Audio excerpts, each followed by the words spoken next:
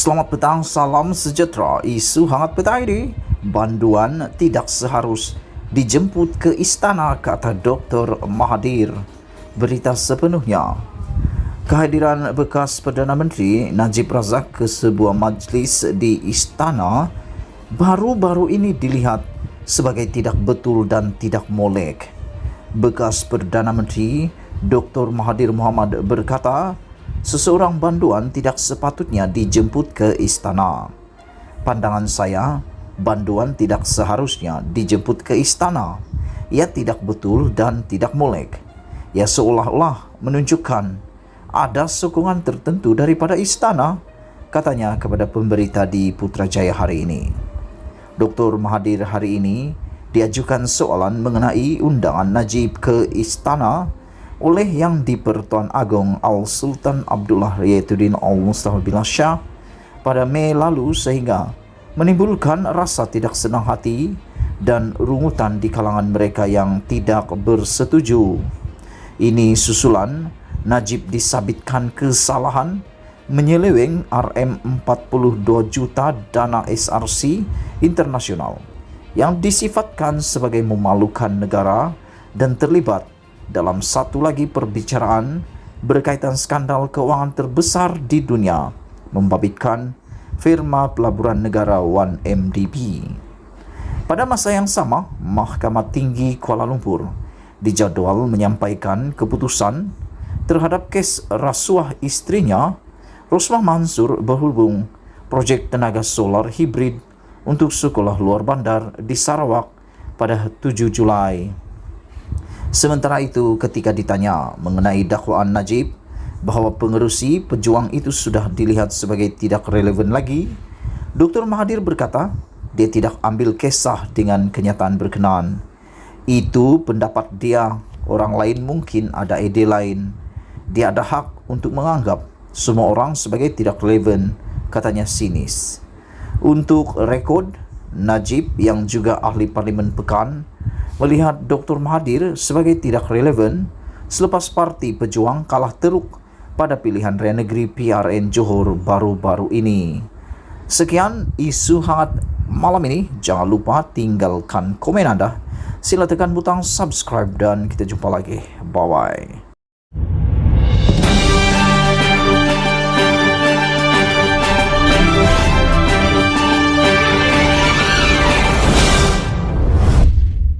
Selamat petang, salam sejahtera. Isu hangat petang ini, Muhyiddin terima Rm1.3 juta daripada UKSB. Berita sepenuhnya. Mahkamah Tinggi hari ini diberitahu bekas Menteri Dalam Negeri Tan Sri Muhyiddin Yassin turut menerima sumbangan dana politik Rm1.3 juta daripada Ultra Kirana Sendirian Berhad pada 2018. Selain Muhyiddin, 5 nama ahli politik disebut ketika perbicaraan kes rasuah bekas timbalan Perdana Menteri Datuk Seri Dr. Ahmad Zahid Hamidi, iaitu Khairi Jamaluddin, Datuk Seri Rezal Merikan Naina Merikan, Datuk Seri Hisamuddin Hussein dan Datuk Seri Muhammad Safi Afdal dan Datuk Seri Anifah Aman. Ketika pemeriksaan balas oleh Peguam Ahmad Zahid, Datuk Ahmad Zaidi Zainal, bekas pengurus pentadbiran UKSB, David Tan Siong Sun, 47 tahun, berkata Muhyiddin yang juga ahli Parlimen Pago menerima sumbangan wang tunai Rm300,000 pada 4 Jun 2018, Rm500,000 pada 4 Julai 2018 dan Rm500,000 23 Ogos 2018 berdasarkan buku ledger syarikat itu. Saksi pendakwaan ke-17 itu berkata kod nama TSM dalam ledger ialah Tan Sri Muhyiddin, manakala Tim Pago adalah nama projek. Saya setuju projek UKSB di bawah Kementerian Dalam Negeri dan sumbangan diserahkan untuk kerajaan pada masa itu. Muhyiddin adalah Menteri Dalam Negeri selepas Ahmad Zahid megang jawatan tersebut.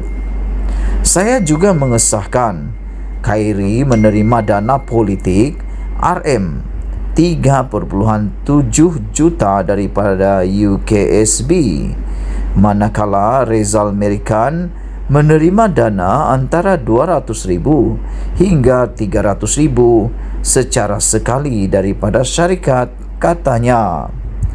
Pada 10 Mei 2018, Pakatan Harapan PH meraih majoriti mudah di Parlimen untuk membentuk kerajaan sebelum Muhyiddin dilantik Menteri Dalam Negeri bermula 21 Mei 2018 hingga 24 Februari 2020. Pada 18 Mei lalu, bekas pengarah UKSB Harry Lee Wui Kyun mengesahkan syarikatnya menghantar wang tunai setiap bulan dalam bentuk wang dolar Singapura kepada Ahmad Zahid dari 2014 hingga 2018 berhubung kontrak sistem visa luar negara.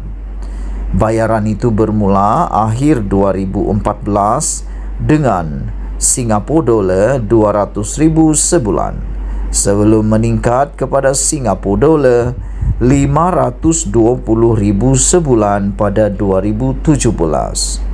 Ahmad Zahid 69 tahun berdepan 33 pertuduhan menerima suapan berjumlah Singapura dolar 13.56 juta daripada UKSB untuk dirinya selaku Menteri Dalam Negeri ketika itu bagi melanjutkan kontrak syarikat berkenaan sebagai pengendali pusat sehenti OSC di China dan VLN serta mengekalkan kontrak perjanjian untuk membekalkan sistem bersepadu VLN kepada syarikat sama oleh kementerian terbabit.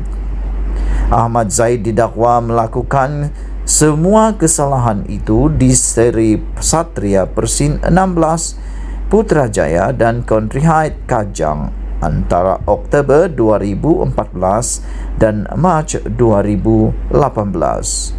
Sementara itu, Ahmad Zaidi berkata nama Rezal Merican dan Hiesamuddin ada dalam laporan analisis kes cawangan forensik serta teknologi Suruhanjaya Pencegahan Rasuah Malaysia SPRM. Sekian isu hangat petang ini. Jangan lupa tinggalkan komen anda, sila tekan butang subscribe dan kita jumpa lagi. Bye-bye.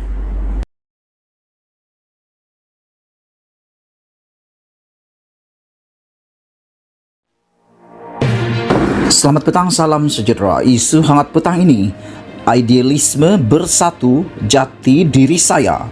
Azmin jawab kabar angin akan keluar parti. Berita sepenuhnya. Ahli Majlis Pimpinan Tertinggi Bersatu Muhammad Azmin Ali menjawab kabar angin bahawa dia akan meninggalkan parti itu yang disertainya 2 tahun lalu.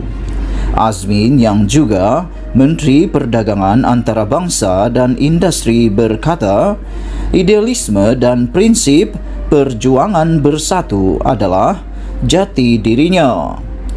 Dia juga menyuarakan penghargaan terhadap keyakinan yang diberikan Presiden parti itu, Muhyiddin Yassin, terhadapnya.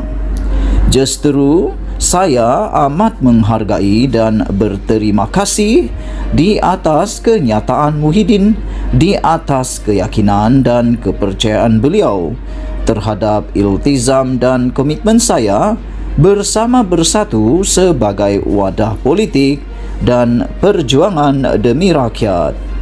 Saya ingin menegaskan bahawa idealisme dan prinsip perjuangan bersatu adalah jati diri saya.